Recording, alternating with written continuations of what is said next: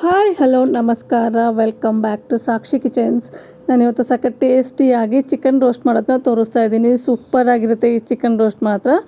ಇನ್ನೂ ಯಾರು ನನ್ನ ಚಾನಲ್ನ ಸಬ್ಸ್ಕ್ರೈಬ್ ಮಾಡ್ಕೊಂಡಿಲ್ಲ, ಪ್ಲೀಸ್ ಸಬ್ಸ್ಕ್ರೈಬ್ ಮಾಡ್ಕೊಂಡು ನೋಡಿ. ಹಾಗಿದ್ರೆ ಬನ್ನಿ, ತಡ ಮಾಡ್ದೇನೆ ಈ ರೆಸಿಪಿನ ಯಾವ ಥರ ಮಾಡೋದು ಅಂತ ತೋರಿಸ್ಕೊಡ್ತೀನಿ.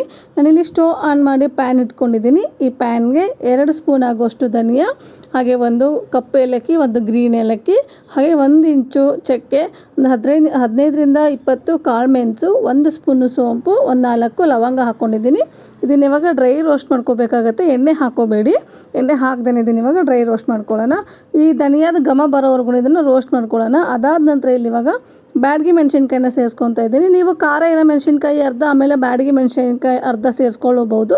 ನಾನಿಲ್ಲಿ ಕಾಳು ಮೆಣಸನ್ನೇ ಜಾಸ್ತಿ ತೊಗೊಂಡಿರೋ ಕಾರಣಕ್ಕೆ ಇಲ್ಲಿ ಖಾರ ಇರೋಂತಹ ಮೆಣಸಿನ್ಕಾಯಿನ ಸೇರಿಸ್ಕೊಂಡಿಲ್ಲ. ಇದೆಲ್ಲ ನೀಟಾಗಿ ಫ್ರೈ ಆದಮೇಲೆ ಇದನ್ನ ಒಂದು ತಟ್ಟೆಗೆ ತೆಗೆದಿಟ್ಕೊತಾ ಇದ್ದೀನಿ. ಅದಾದ ನಂತರ ಇಲ್ಲಿ ಈ ಶುಂಠಿ ಹಾಗೆ ಬೆಳ್ಳುಳ್ಳಿನ ಜಜ್ಜಿಟ್ಕೊತಾ ಇದ್ದೀನಿ. ಇಲ್ಲಿ ಈ ರೋಸ್ಟಿಗೆ ಪೇಸ್ಟ್ ಹಾಕೋಬಾರ್ದು. ಈ ಥರ ಶುಂಠಿ ಬೆಳ್ಳುಳ್ಳಿನ ಜಜ್ಜಿಬಿಟ್ಟು ಹಾಕಿದರೆ ತುಂಬಾ ಚೆನ್ನಾಗಿರುತ್ತೆ. ಅದಕ್ಕೋಸ್ಕರ ಇಲ್ಲಿ ಶುಂಠಿ ಬೆಳ್ಳುಳ್ಳಿನ ಜಜ್ಜಿಬಿಟ್ಟು ಇಟ್ಕೊತಾ ಇದ್ದೀನಿ. ಹಾಗೆ ನಾವೇನು ಹುರಿದಿಟ್ಕೊಂಡಿದ್ವಲ್ಲ ಮಸಾಲ, ಅದು ಸಹ ತಣ್ಣಗಾಗಿದೆ. ಇದನ್ನು ಪೌಡರ್ ಮಾಡ್ಕೋಬೇಕಾಗತ್ತೆ.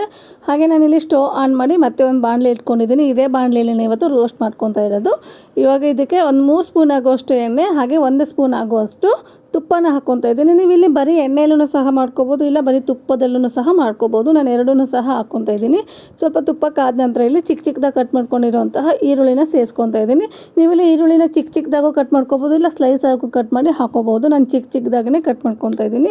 ಈರುಳ್ಳಿ ಒಂದು 2 ನಿಮಿಷ ಫ್ರೈ ಆದಮೇಲೆ ಇದಕ್ಕೆ ನಾವೇನು ಜಜ್ಜಿಟ್ಕೊಂಡಿದ್ವಲ್ಲ ಶುಂಠಿ ಹಾಗೆ ಬೆಳ್ಳುಳ್ಳಿ, ಅದನ್ನು ಸಹ ಹಾಕ್ಕೊಂಡು ಹಸಿ ವಾಸನೆ ಹೋಗೋವರೆಗೂ ಇದನ್ನು ಫ್ರೈ ಮಾಡ್ಕೋಬೇಕಾಗತ್ತೆ.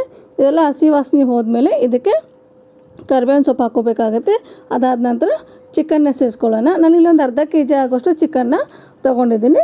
ಚಿಕನ್ನ ಸೇರಿಸ್ಕೊತಾ ಇದ್ದೀನಿ. ನೀಟಾಗಿ ಚಿಕನ್ನು ಸಹ ಫ್ರೈ ಮಾಡ್ಕೋಬೇಕಾಗತ್ತೆ. ಒಂದು ಸ್ವಲ್ಪ ಅರಿಶಿನ ಪುಡಿ ಹಾಕ್ಕೊಂಡು ಚಿಕನ್ನ ಫ್ರೈ ಮಾಡ್ಕೊಳ್ಳಿ. ಹಾಗೆ ಒಂದು 2 ನಿಮಿಷ ಚಿಕನ್ನ ಫ್ರೈ ಆದಮೇಲೆ ರೋಸ್ಟೆಡ್ ಜೀರಿಗೆ ಪುಡಿನ ಸೇರಿಸ್ಕೋಬೇಕಾಗುತ್ತೆ. ರೋಸ್ಟೆಡ್ ಜೀರಿಗೆ ಪುಡಿ ಇಲ್ಲ ಅಂದರೆ ನಾವು ಡ್ರೈ ಮಸಾಲಾನ ಹುರ್ಕೊತೀವಲ್ವ, ಆ ಟೈಮಲ್ಲಿ ನೀವು 1 ಸ್ಪೂನು ಜೀರಿಗೆನ ಸೇರಿಸ್ಕೊಂಡು ಹುರ್ಕೊಂಡು ಪೌಡರ್ ಮಾಡ್ಕೋಬಹುದು.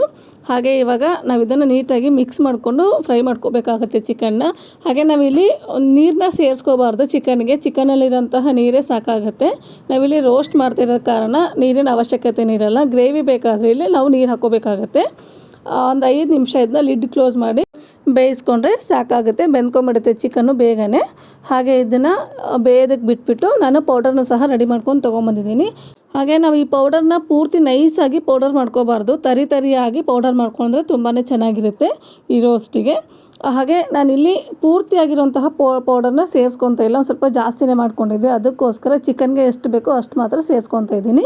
ಇದನ್ನು ಸ್ಟೋರ್ ಸಹ ಮಾಡಿ ಇಟ್ಕೋಬೋದು. ಈ ಮೊಟ್ಟೆ ಗ್ರೇವಿ ಅದೇನಾದ್ರು ಮಾಡ್ತೀವಲ್ಲ ಅದಕ್ಕೂ ಸಹ ಸೇರಿಸ್ಕೋಬೋದು. ಅನ್ನೋ ಕಾರಣಕ್ಕೆ ನಾನು ಇನ್ನೊಂದು ಸ್ವಲ್ಪ ಜಾಸ್ತಿನೇ ಮಾಡಿ ಇಟ್ಕೊಂಡಿದ್ದೀನಿ. ಹಾಗೆ ಮಾಡ್ಕೊಂಡಿರೋಂತಹ ಮಸಾಲಾನ ಹಾಕ್ಕೊಂಡು ನೀಟಾಗಿ ಫ್ರೈ ಮಾಡ್ಕೋಬೇಕಾಗುತ್ತೆ. ನಾವು ಹಾಕಿರೋಂತಹ ಮಸಾಲೆ ಎಲ್ಲ ನೀಟಾಗಿ ಚಿಕನ್ಗೆ ಸಹ ಇಟ್ಕೋಬೇಕು. ಅದಾದ ನಂತರ ನಾನಿಲ್ಲಿ 1 ಸ್ಪೂನ್ ಆಗೋಷ್ಟು ಕಾಶ್ಮೀರ್ ಚಿಲ್ಲಿ ಪೌಡರ್ನ ಸೇರಿಸ್ಕೊಂಡಿದ್ದೀನಿ ಕಲರಿಗೋಸ್ಕರ. ಇದೇನು ಖಾರ ಏನಿರಲ್ಲ, ಅದಕ್ಕೋಸ್ಕರ ಒಂದೇ 1 ಸ್ಪೂನ್ನ ಕಲರಿಗೋಸ್ಕರ ಸೇರಿಸ್ಕೊಂಡಿದ್ದೀನಿ. ನೀವು ಬೇಡ ಅಂದರೆ ಸ್ಕಿಪ್ ಮಾಡ್ಕೊಳ್ಳಿ.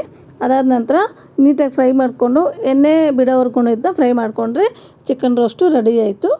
ಹಾಗೆ ಇದಕ್ಕೆ ಲಾಸ್ಟಲ್ಲಿ ಸ್ಟೋವ್ ಆಫ್ ಮಾಡಿ ಲೆಮನ್ನ ಹಿಂಡ್ಕೋಬೇಕಾಗತ್ತೆ. ಸ್ಟೋವ್ ಆನ್ ಮಾಡಿ ಹಿಂಡ್ಕೊಂಡ್ಬಿಟ್ರೆ ಕಹಿ ಬಿಟ್ಕೊಳ್ಳೋ ಚಾನ್ಸಸ್ ಇರುತ್ತೆ. ಅದಕ್ಕೋಸ್ಕರ ಇಲ್ಲಿ ಸ್ಟೋವ್ ಆಫ್ ಮಾಡಿ ಲೆಮನ್ನ ಹಿಂಡ್ಕೊಳ್ಳಿ. ಅದಾದ ನಂತರ ಮೇಲ್ಗಡೆ ಒಂದು ಸ್ವಲ್ಪ ಕೊತ್ತಂಬರಿ ಸೊಪ್ಪು ಹಾಕಿದ್ರೆ ಚಿಕನ್ ರೋಸ್ಟು ರೆಡಿ ಆಯಿತು.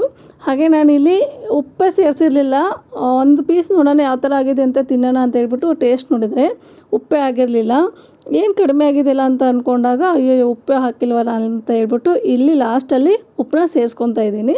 ಹಾಗೆ ನಿಮಗೂ ಒಂದೊಂದ್ಸರಿ ಆಗುತ್ತಲ್ವ, ಮನೆಯಲ್ಲಿ ಗಡಿಬಿಡಿ ಇದ್ದಾಗ ಉಪ್ಪು ಹಾಕೋದು ಅಥವಾ ಖಾರ ಹಾಕೋದು ಏನೋ ಒಂದು ಮರ್ತುಬಿಟ್ಟಿರ್ತೀವಿ, ಇಲ್ಲ ಹೆಚ್ಚಾಗಿರುತ್ತೆ, ಇಲ್ಲ ಉಪ್ಪು ಖಾರ ಕಡಿಮೆ ಆಗಿರುತ್ತೆ. ಅಂಥ ಟೈಮಲ್ಲಿ ಏನು ಮಾಡೋಕ್ಕಾಗೋದಿಲ್ಲ ಅಲ್ವ. ಅದೇ ಥರನೇ ನನಗೂ ಇವತ್ತು ಆಗೋಯಿತು. ಉಪ್ಪು ಹಾಕಿದ್ಮೇಲೆ 1 ನಿಮಿಷ ಇಲ್ಲ ನಾನು ಮತ್ತೆ ಒಂದು ಸ್ವಲ್ಪ ಫ್ರೈ ಮಾಡಿಕೊಂಡೆ, ಆವಾಗ ಸರಿ ಹೋಯಿತು.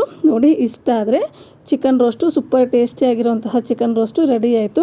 ಹಾಗೆ ನೀವು ಈ ಚಿಕನ್ ರೋಸ್ಟ್ನ ಅನ್ನ ರಸಮ್ ಜೊತೆಗೆ, ಅನ್ನ ಬೇಳೆ ಸಾಂಬಾರು ಜೊತೆಗೆ ತಿನ್ಬೋದು. ಸೂಪರಾಗಿರುತ್ತೆ. ಸೈಡ್ ಡಿಶ್ ಆಗಿಯೂ ಸಹ ಚೆನ್ನಾಗಿರುತ್ತೆ. ಅದಲ್ಲದೇನೆ ಚಿಕನ್ ರೋಸ್ಟ್ ಮಾಡಿಕೊಂಡು ಒಂದು ಪ್ಲೇಟಿಗೆ ಹಾಕ್ಕೊಂಡು ಮಳೆ ಬರ್ತಾಯಿರೋ ಟೈಮಲ್ಲಿ ತಿಂತಾಯಿದ್ರೆ ಸೂಪರಾಗಿರುತ್ತೆ. ನಮ್ಮನೇಲಿ ಇವತ್ತು ಅದೇ ಥರನೇ ತಿಂದಿರೋದು. ನಾವು ಇದನ್ನೇನು ಊಟಕ್ಕೆ ನೆಂಚ್ಕೊಳ್ಳಿಲ್ಲ, ಒಂದು ತಟ್ಟೆಗೆ ಹಾಕ್ಕೊಂಡು ಮಳೆ ಬರ್ತಾಯಿತ್ತು ಅಂತ ತಿಂತಾಯಿದ್ವಿ. ನೋಡಿದ್ರಲ್ವ, ಸೂಪರ್ ಟೇಸ್ಟಿಯಾಗಿರೋಂತಹ ಚಿಕನ್ ರೋಸ್ಟು ರೆಡಿ ಆಯಿತು. ನೀವು ಸಹ ನಾನು ಮಾಡಿರುವಂತಹ ಈ ಚಿಕನ್ ರೋಸ್ಟ್ ನಿಮಗೆ ಇಷ್ಟ ಆದರೆ ಪ್ಲೀಸ್ ಲೈಕ್ ಮಾಡಿ, ಶೇರ್ ಮಾಡಿ, ಕಾಮೆಂಟ್ ಮಾಡಿ. ಹಾಗೆ ನಿಮ್ಮ ಫ್ಯಾಮಿಲಿ ಆ್ಯಂಡ್ ಫ್ರೆಂಡ್ಸಿಗೆ ಶೇರ್ ಮಾಡಿ. ಇನ್ನೂ ಯಾರು ನನ್ನ ಚಾನಲ್ನ ಸಬ್ಸ್ಕ್ರೈಬ್ ಮಾಡಿಲ್ಲ ಪ್ಲೀಸ್ ಸಬ್ಸ್ಕ್ರೈಬ್ ಮಾಡ್ಕೊಂಡು ನೋಡಿ. Thank you.